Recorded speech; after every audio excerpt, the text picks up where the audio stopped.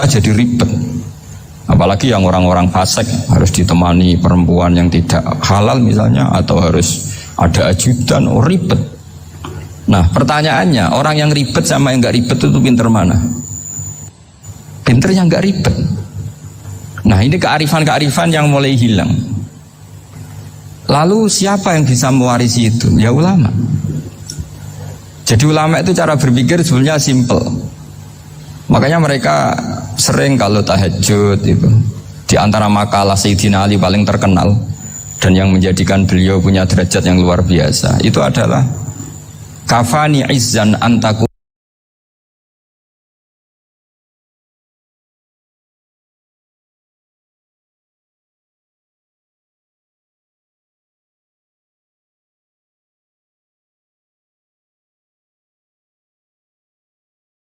nali robban wa kafani fakhron an aku nalaka abdan. Ya Allah, saya ini sudah begitu mulia, begitu terhormat dan sangat-sangat terhormat karena yang menjadi Tuhan itu Engkau. Jadi rumus pertama itu karena menjadi Tuhan itu Engkau. Hanya Tuhan yang abadi, Tuhan yang pertama, hanya Tuhan yang al-awwal. Coba ya Allah, kalau saya ini punya Tuhan Fir'aun, punya Tuhan mati jadi tontonan lagi, itu kerennya di mana coba?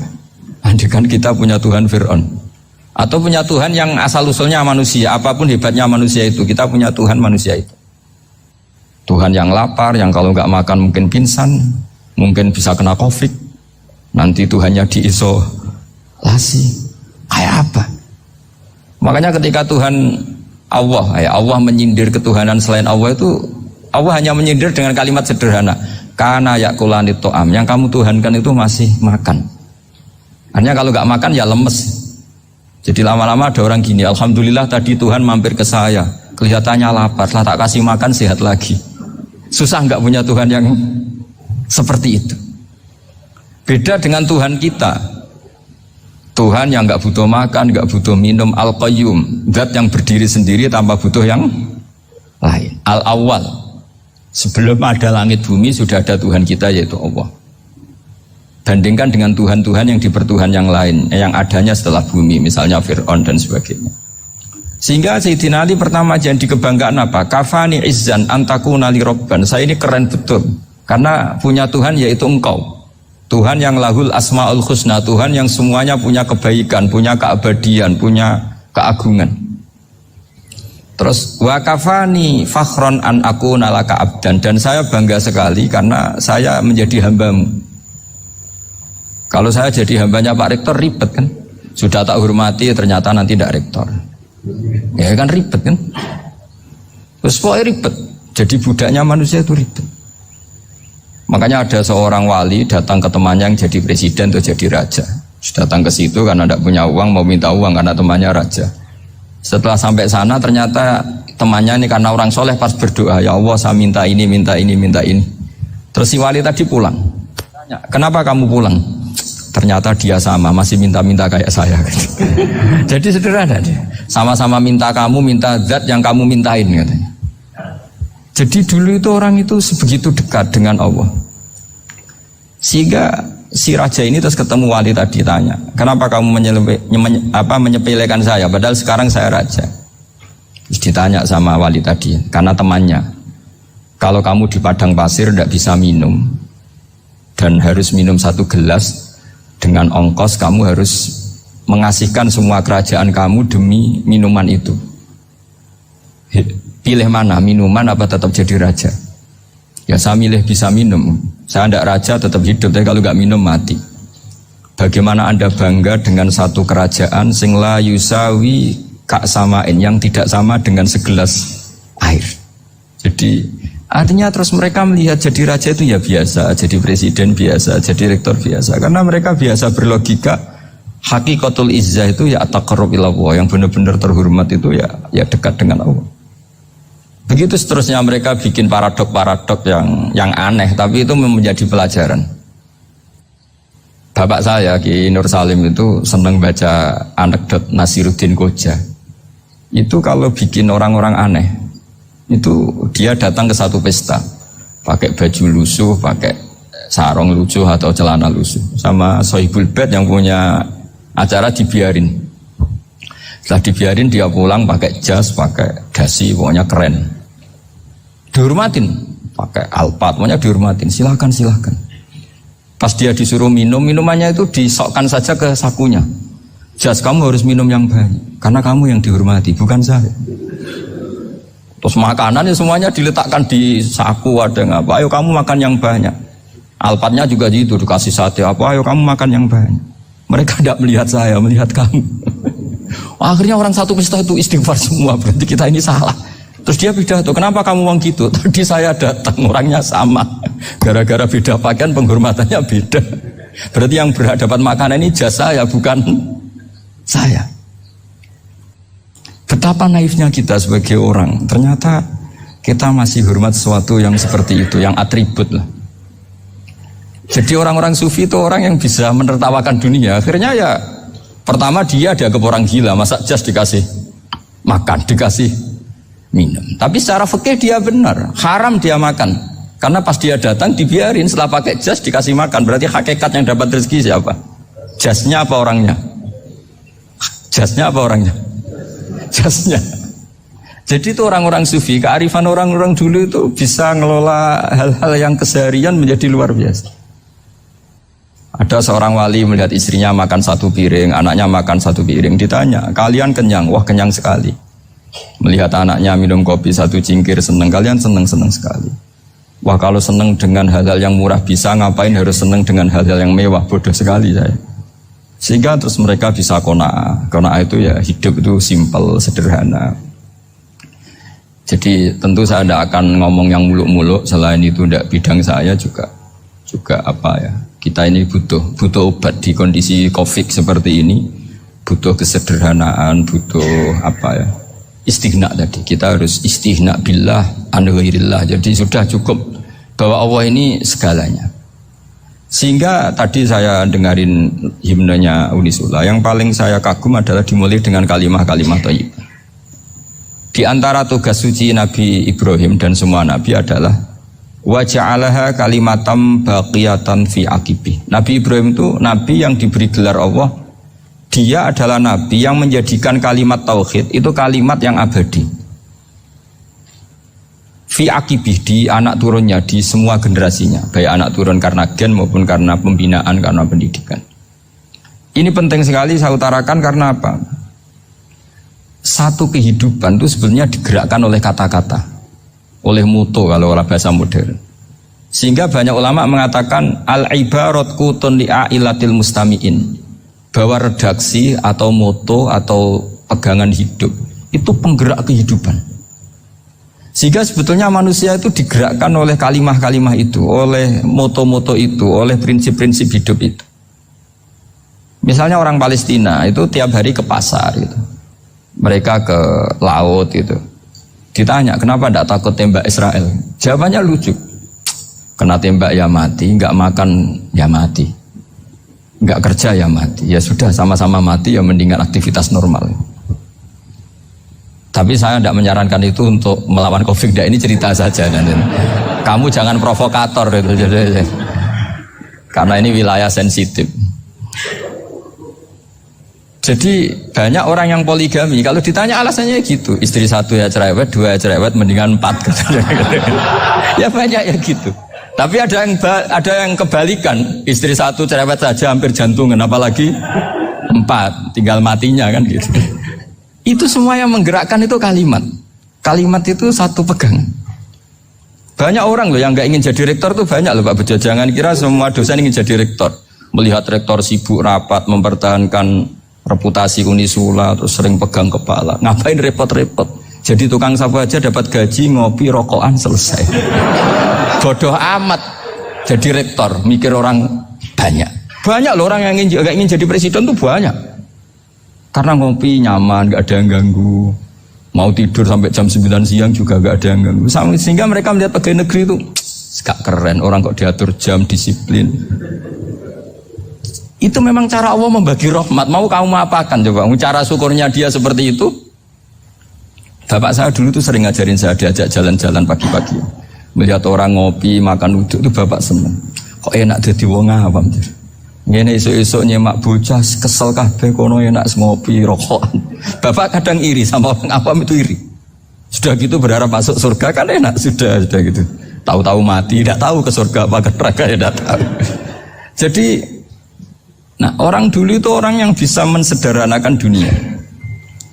Sehingga ya sudah cara bahagia. Makanya saya alhamdulillah saya ini kerjasama sama UII sama beberapa kampus.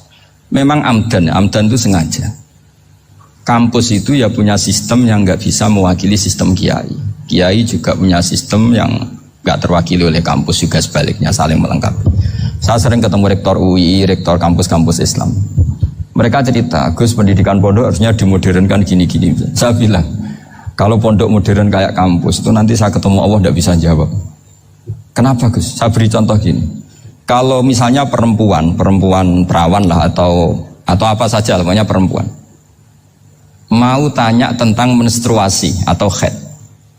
Kalau semuanya sistem kampus, dia harus kuliah dulu. Registrasi dulu, kuliah dulu, bayar dulu. Dan dapat jawabannya nunggu mata kuliah pas itu.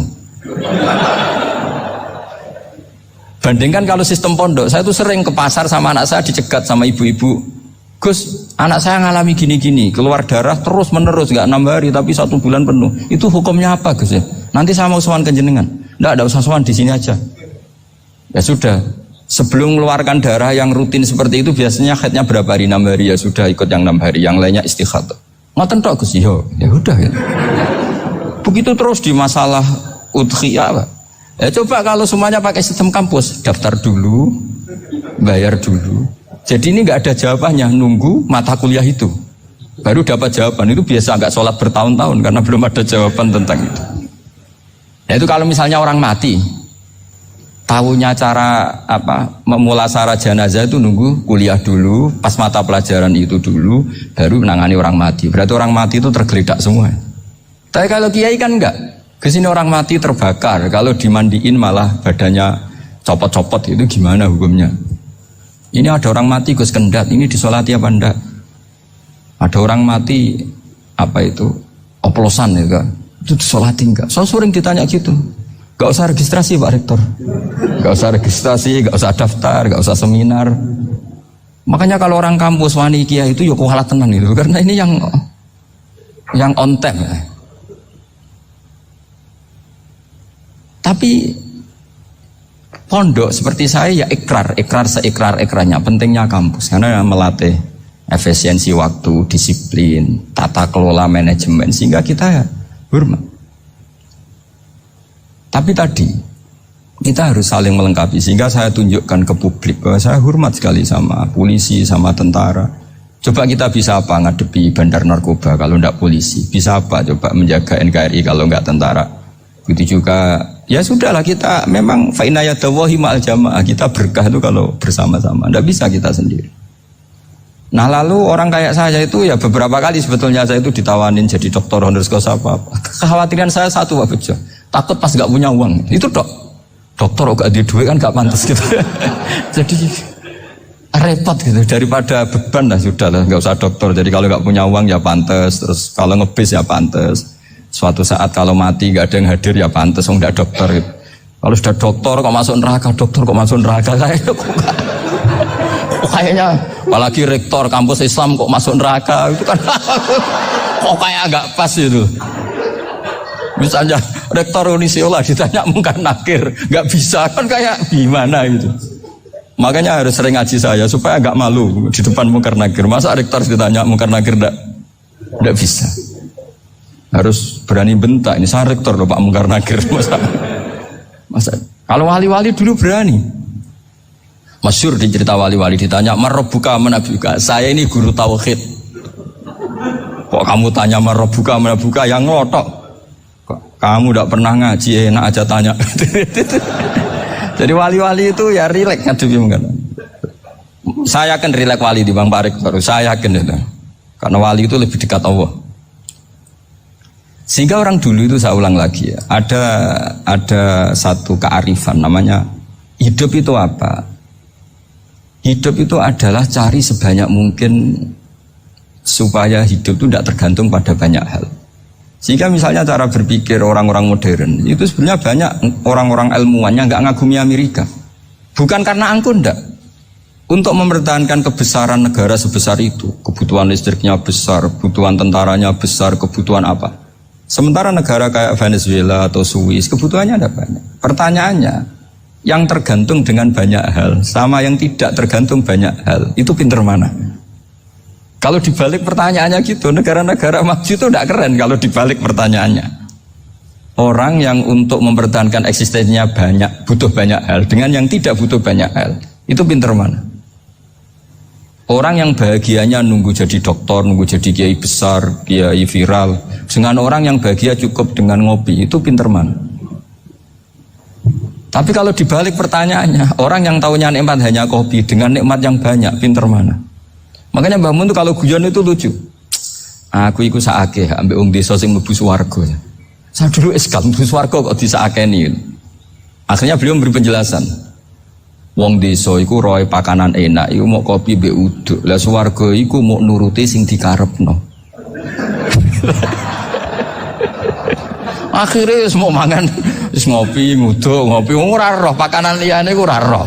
Nasi mandi yo ora roh, pizza yo ora roh apa-apa. Terus saya bilang, wah lah niku nak nganti selera tentang wanita cantik. Iku juga sederhana. Rodok pesek ya wis cantik, rodok ireng ya wis. Apa bidadarinya seperti itu karena saking enggak pengalamannya. Jadi surga itu kan nuruti apa yang diinginkan. Kira-kira keinginan orang kampung kalau di surga itu apa coba? Makanan apa coba? Ya mana senengnya ketemel gemblong itu. Nah, artinya malaikat lebih suka nangani surganya orang-orang kampung timbang Pak Rektor. Ini sudah ribet ini. Makanan apa saja sudah dicoba ya. Terus kalau di mall tahu orang macam-macam, seleranya macam-macam pasti itu. Enak mana kalau sampai jadi malaikat pelayan surga? Suka ngelayani orang kampung apa yang orang kota? Orang kampung kan? Jadi ya itu guyon ya, guyon tapi itu menjadi pikiran kita bahwa orang yang banyak kebutuhan itu sebetulnya banyak kebodohannya karena menggantungkan kebahagiaannya dengan banyak hal. Makanya Imam Syafi'i ngendikan istighna itu apa? Al-istighna anisya'i. Yang dikatakan kecukupan adalah berusaha sebanyak mungkin banyak hal tidak kamu butuhkan. Bukan memenuhi semua kebutuhan kamu karena nafsu kamu ini tidak ada batasnya gitu. Kalau kamu penuhin nggak akan selesai. Itu ada perempuan yang kurang cantik itu minta doa saya, Gus doain suami saya kaya. Terus tak guyonin, terus nggak minta. Kalau suami kamu kaya, yang pertama dirubah itu apa? Rumah supaya rumah saya bagus. Kedua apa? Mobil supaya mobil saya bagus. Nanti yang dievaluasi itu kamu. Mobil bagus, Alphard, rumah mewah, istrinya kamu. Pasti itu dievaluasi. Langsung enggak usah. Sudah gini aja kan. Jadi pertama yang dievaluasi itu kaya itu. Coba kalau suami kaya itu yang dievaluasi pertama rumah ya. Rumah ganti. Setelah itu apa? Mobil. Kira-kira berikutnya. Akhirnya sudah Gus enggak jadi. Nabi Ibrahim itu pernah minta umur panjang. Keren umur panjang. Sama Allah enggak dijawab. Datang orang tua gitu mertamu ke Nabi Ibrahim. Terus disuguhi dikasih kurma. Apa itu? Kok kurma apa? Anggur yang sudah matang sekali. Sudah dimakan. Setelah dimakan meler keluar lagi. Dimakan lagi meler lagi. Terus Nabi Ibrahim masuk lagi ke kamar. Ya Allah, doanya tak cancel. Nanti kalau saya tua kayak itu. Jadi Allah itu gak jawab langsung tapi ngirimkan itu. Akhirnya ya Allah gak jadi. Nanti takut itu. Saya pernah ngalami jadi kiai tadi ada ibu-ibu ya gak pati cantik lah. Suaminya tuh miskin sekali. Minta doa saya supaya kaya. Bareng tak kasih pertimbangan itu udah gak usah gak jadi itu. Jadi itu kearifan. Tapi kearifan ini harus kita tanamkan. Saya nggak bisa membayangkan Indonesia yang besar ini. Andai kan tidak ada qanaah, nerimo ing pantum. Coba sekarang ada Covid. Andai kan Indonesia itu kayak Perancis. Saya beberapa kali punya tamu orang yang hidup lama di Perancis, bahkan dapat istri orang Perancis. Itu dulu nggak begitu mencintai Indonesia. Tapi setelah di Perancis 2 tahun, wah Indonesia hebat. Di Perancis itu kata dia kalau cerita, semua kebutuhan masyarakat itu dibebankan ke negara. Apa saja minta negara, apa saja nyoal negara. Sementara Indonesia, coba kalau Indonesia mengalami seperti ini kok tidak ada qanaah rimo ing pantum, bisa kios Indonesia. Orang miskin nyalahkan negara, kelaparan nyalahkan negara, apa saja. Tapi barokahnya dididik kiai jogeman nyalahno wong liya. Sore pun romo ing pandum, diame. Sampai gak ngerti kalau Covid. Banyak tuh orang-orang kampung itu, orang lugu-lugu itu. Mbah niki saking Covid, salam ning Covid, muga-muga umure panjang. Dikira Covid itu nama orang yang ahli sosial itu. Mbah niki dana saking Covid. Matur nuwun sampekno salamku, muga-muga umur panjang. Bingung kan yang nganterin ini. Ini gimana yang mau menjelaskan? Memang nggak paham. Ribet kan. Tapi saya pastikan bahwa dengan keadaan seperti ini kita bahagia, kita stabil, itu jelas barokahnya kalimat tadi, moto tadi atau pegangan hidup tadi. Makanya disebut al-ibarat qutun li ailatil mustami'in, bahwa redaksi atau kata-kata atau pegangan atau filosofi hidup, apalah namanya itu adalah penyemangat. Penyemangat. Karena kata-kata ini memang luar biasa. Ketika sahabat perang demi kebenaran, zaman itu ya pasti benar karena yang dibela Nabi. Dulu itu kan enak zaman Nabi, yang dibela mesti benarnya, musuhnya mesti salahnya. Sehingga dulu itu memang harus tegas. Kalau sekarang mau tegas gimana? Yang kamu bela tidak mesti benar, musuhnya tidak mesti salah. Ribet kan kalau misalnya saya tukaran sama Pak Rektor, kamu mau bela mana kan bingung. Saya tidak mesti benar, saya tidak Nabi. Pak Rektor apalagi nggak mesti benar lagi kan? Ribet kan? Jadi kalau kita mau perang sekarang itu mau pede gimana? Enggak. Makanya banyak ulama sekarang tuh mau tegas tuh nggak berani karena ya banyak hal yang abu-abu lah wilayahnya. Misalnya pilihan presiden atau pilihan bupati, pilihan menteri. Kamu mati-matian bela itu, yang kamu bela tidak mesti benar, musuh kamu tidak mesti salah. Misalnya pilihan bupati, wah ini kabupaten ini baik kalau bupatinya ini, yang satu bilang ini, terus tim suksesnya kamu tanya, kamu yakin? Ya tidak juga. Lah kenapa semangat? Kan saya botohnya, paling alasannya ya itu aja, bukan yang lain. Beda dengan zaman Nabi, Nabinya mesti benar, Abu Jahalnya mesti salah, kan enak aturan mainnya jelas. Singkat cerita dalam perang itu banyak sahabat yang ngalami luka, ngalami apa gitu. Kemudian curhat ke Nabi, ya Nabi gara-gara derekkan jenengan, ngikuti jenengan saya harus ngalami seperti ini, seperti ini. Ngiranya orang itu diapresiasi sama Allah keluarnya. Ternyata sama Allah gak diapresiasi. Malah diturunkan ayat intakunu ta'lamuna fa innahum ya'lamuna kama ta'lamun wa tarjuna minallah ma'ala yarjun. Kalau kamu sakit karena perang, orang-orang kafir itu ya sakit, itu saja berani padahal demi kekafiran. Wa tarjuna minallah ma'ala yarjun, padahal kamu punya nilai lebih yaitu berharap kepada Allah yang mereka tidak punya. Saya jadi kiai itu ya kadang mangkel. Karena yang benci ya benci, yang seneng itu ngel-ngel loh kayak Pak Bejo. Jadi semuanya ribet. Nah iya, yang benci ya ganggu, yang seneng ya ganggu, tambah nemen. Seribet. Tapi kalau sudah ingat bandar narkoba, mereka berhadapan dengan polisi, kadang ditembak karena kesalahannya terlalu fatal. Antar persaingan mereka juga bisa tembak-tembakan karena merebut pasar narkoba. Itu saja mereka berani. Kok kita yang jadi kiai kadang dicium tangannya, dihormati gak berani, hanya takut apa ya, musibah-musibah kecil lah, atau problem-problem kecil.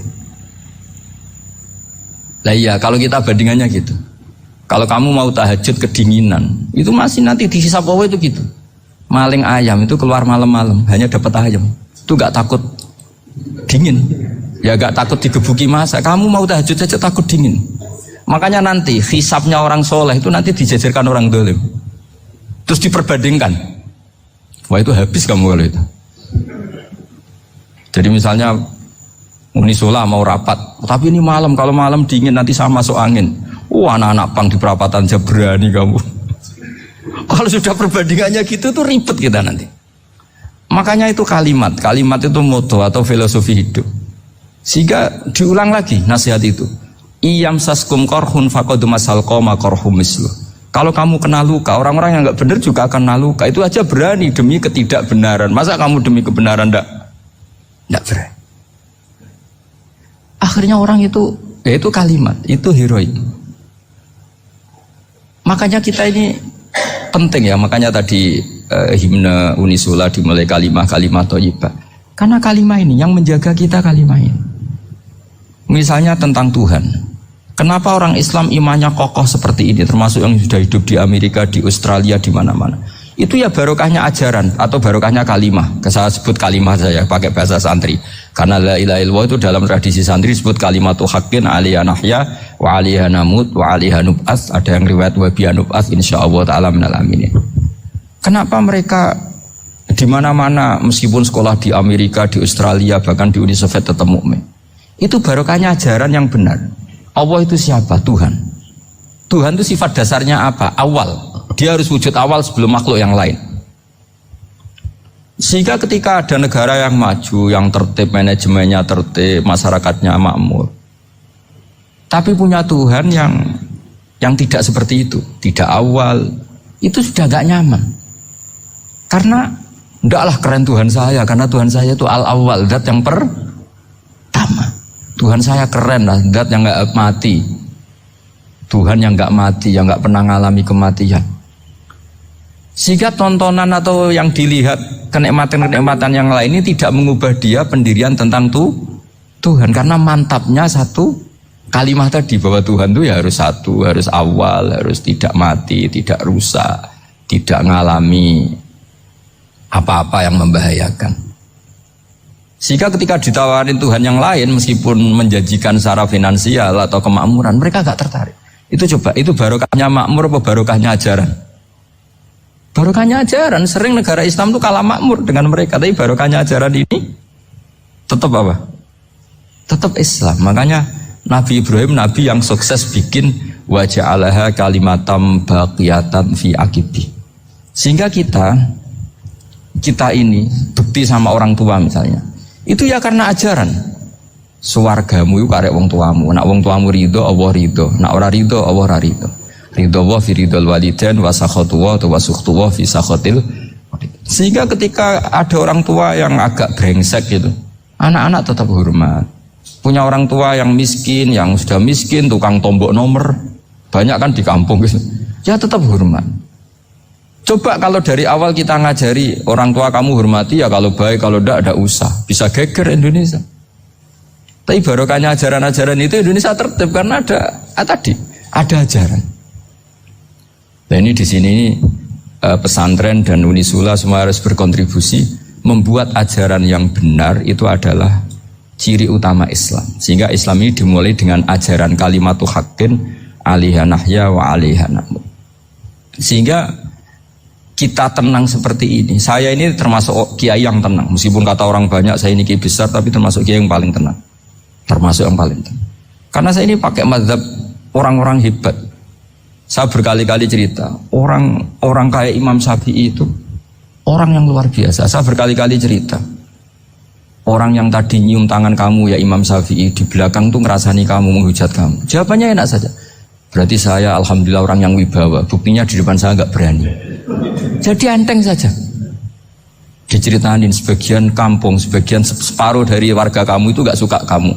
Ya bagus lah nggak suka saya, nggak akan utang duit saya. Di mana-mana orang utang tuh karena teman dekat. Kalau nggak seneng pasti minimal nggak utang, nggak pinjam mobil, nggak pinjam apa. Berkah mana yang seneng sama yang gede? Jadi dianggap enteng saja. Semua yang dialamin dianggap enteng saja. Misalnya punya istri pemarah, ya baguslah marahin suami. Kalau marahin tonggo malah ribet. Jadi kamu harus terima kasih kalau dimarahin istri. Baguslah marahin saya mah, kalau marahin tonggo ribet. Jadi enteng saja. Tapi kita sekarang tuh karena nafsu ya, sehingga menghadapi hidup ini ribet. Ulama dulu kalau mau mati itu senengnya bukan main. Sudah lama saya ini ingin gak maksiat. Kayaknya gak maksiat paling efektif itu mati. Ya tidak apa-apa Gusti, kalau sebaiknya mati ya mati aja. Enteng saja. Jadi melihat kematian itu akhir dari segala keburukan atau potensi keburukan. Apapun baik kita sekarang, suatu saat mungkin kita gak baik. Yang bisa menghentikan ketidakbaikan atau potensi ketidakbaikan itu apa coba? Mati kan? Berarti mati itu mengerikan apa menyenangkan?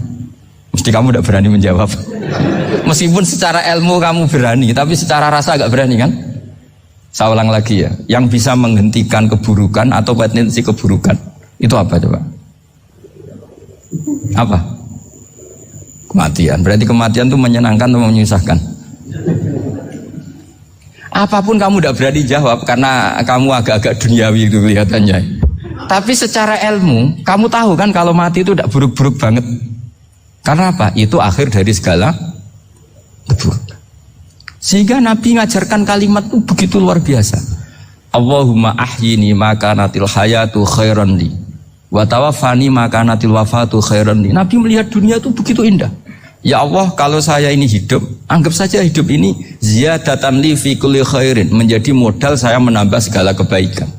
Jika suatu saat saya mati, anggap mawon rohatan li min kulli syarrin, itu akhir dari segala keburukan saya. Sehingga mati hidup ya baik karena di situ kita bisa berkontribusi, beramal soleh. Mati juga baik karena mengakhiri segala keburukan. Nabi nate ngendikan lagi, ajaban li amril mu'mini inna amrahu kullahu khair. Orang mukmin itu mengagumkan, semuanya baik. In asobathu na'ma syakara fakana khairan lah. Kalau baru dapat nikmat, dia syukur, maka itu baik. Wa in asobatu dharra sabara. Kalau dapat masalah mereka sabar, itu juga baik. Sehingga orang mukmin dua sisinya pasti baik. Itu juga kalimat, maksudnya moto atau pegangan hidup. Nah berikut ini saya beri contoh, ini kenangan saya, ini contoh terakhir. Masalah jadi orang terkenal maupun tidak. Di sini dicontohkan Imam Ghazali di halaman 367 di kitab saya 367, juznya 3 di kitab Ihya Ulumuddin. Di sini beliau cerita betapa untuk menjaga ikhlas sebaiknya orang itu tidak terkenal, tidak syuhrah, tidak terkenal. Oke, itu kita sepakat ya, karena kalau terkenal mungkin orang dipaksa publik dengan tanda kutip untuk selalu berbuat baik, tapi karena jaim lah, jaga image atau apa. Tapi ketika dibalik pertanyaannya, kamu rela yang terkenal itu orang nggak benar, sementara yang orang benar itu nggak terkenal. Lalu masyarakat tahunya yang tidak benar. Kalau pertanyaannya dibalik gitu, orang baik wajib terkenal enggak? Kalau pertanyaannya dibalik seperti itu. Dokter yang benar tidak terkenal, yang malpraktek terkenal. Kamu ingin kondisi seperti itu? Gak ingin kan? Kampus yang bagus gak terkenal, kampus yang bagus gak terkenal, yang gak bagus. Nah, artinya apa? Gara-gara olah kata, olah pikiran, ini logika jadi rubah. Lagi-lagi apa? Jawaban itu ada di kata-kata sebetulnya. Makanya bab-bab seperti ini tidak usahlah kita berdebat, berpolemik. Sebaiknya orang itu humul, menutup diri, apa sebaiknya orang terkenal, itu nggak perlu seperti itu. Sudah terserah Tuhan saja. Makanya saya mulai dulu ngaji sampai sekarang itu ya tidak punya punya ikon tertentu atau punya website tertentu, enggak. Sudah terserah pangeran. Sudah saya juga tidak sok suci materialistik atau enggak, ya tidak mikir saya. Bukan apa-apa ya, karena saya ini kiai, jadi biasa urusannya sama Allah, tidak sama makhluk. Jadi pusing kalau sama sarah-sarahnya makhluk itu pusing. Meskipun rektor kalau nasihati saya pasti tidak saya terima, itu tetap makhluk, itu sudah ada ngefek. Kalau saya itu sudah ada itu. Bukan karena saya sombong, ya memang makhluk betul gitu, bukan cuma nasibnya bejo aja, tapi makhluk tetap makhluk. Saya beri contoh ya. Ini makalah yang ditulis Imam Ghazali. Ya. I'lam aslahaka Allah anna aslal jah wa intisarus sayyid atau sayyidi wal istihar bahwa mazmum itu. Balil mahmudu al-khumulu illa man saharahu wa ta'ala linasri dini min ghairi takallufi talabi syuhrati minhu. Jadi kalau kamu ingin ibadah kamu selamat, ya kamu jangan terkenal. Tapi resikonya adalah kalau kebaikan itu tidak terkenal, maka agak dikenali. Kalau agak dikenali berarti masyarakat hanya punya percontohan yang tidak baik, karena yang baik tidak terkenal. Jadi itulah ulama-ulama dulu. Jadi apa-apa itu dibanding-bandingkan. Kemudian nanti kelihatan, jawabannya itu kelihatan. Jadi ulama dulu itu biasa ngarang misalnya afatun nikah, sisi negatifnya nikah. Harus ngurmat istri, harus macam-macam, kalau terlantar itu ya dosa. Seperti tadi Pak Marsudi cerita, kalau orang ngapalkan Quran itu takut lupa, kalau lupa itu jadi dosa. Pertanyaannya, kalau semua orang takut lupa, takut dosa, semua orang nggak hafal Quran karena potongan-potongan lupa. Cara berpikir tidak seperti itu. Kalau berpikir ya namanya hafalan ya inginnya hafal, kan nggak ingin lupa. Lah nanti kalau takdirnya lupa karena hal-hal yang dimaklumi oleh syariat itu enggak yang termasuk dosa. Yang dosa itu lupa takliwiri udhrin syar'iyyin, lupa yang tidak ada sebab yang apa? Syar'i. Tapi lupa bawaan EQ-nya tidak bagus. Lupa bawaan sering dibentak. Oh itu enggak masalah karena bawaannya orang tertekan itu ya lupa. Coba kamu hafal Quran, terus punya kredit jatuh tempo, pas hari itu aku yakin enggak cerdas sudah. Itu bawaannya orang tertekan itu pasti lupa. Jadi ya saya teruskan ya. Jadi terus ada makalah yang sangat bagus sekali tentang itu. Saya baca ya. Wa yadullu ala dzalika anna Allah azza wa jalla amaral anbiya'a bi idharil amali lil iktida wa khassahum bi mansibin nubuwah.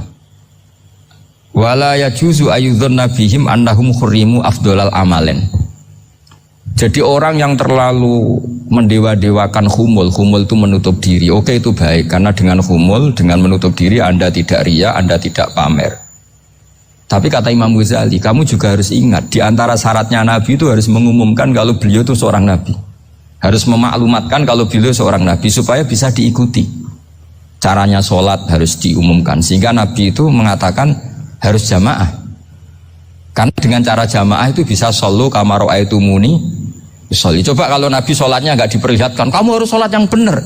Caranya gimana ya Rasulullah? Itu rahasia. Bingung nggak kira-kira? Bingung nggak?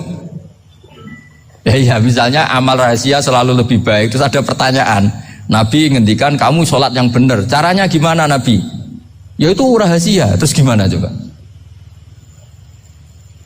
Tapi Nabi ngendikan apa? Shollu kama ra'aitumuni usolli. Ya sudah kamu sholat, niru saya sholat. Berarti Nabi sholatnya diperlihatkan apa disembunyikan?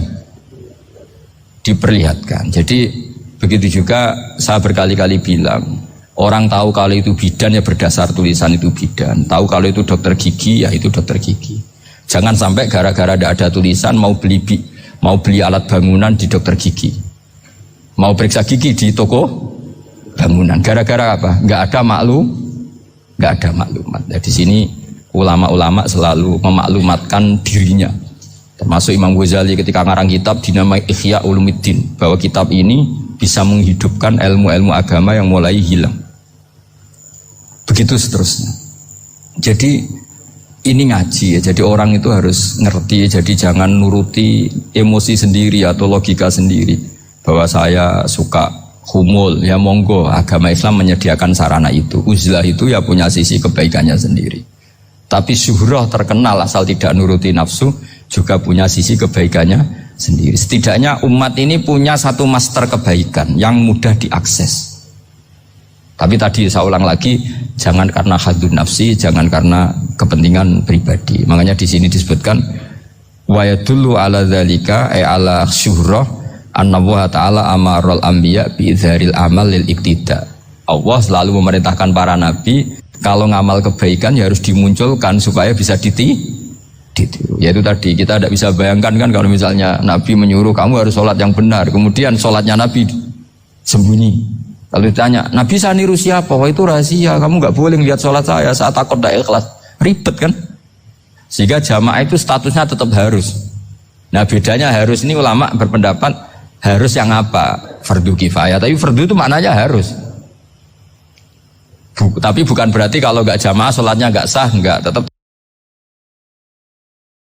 Tapi statusnya jamaah tetap apa? Harus. Nah barokahnya harus ini orang yang baru sholatnya langsung benar karena ada yang diikutin.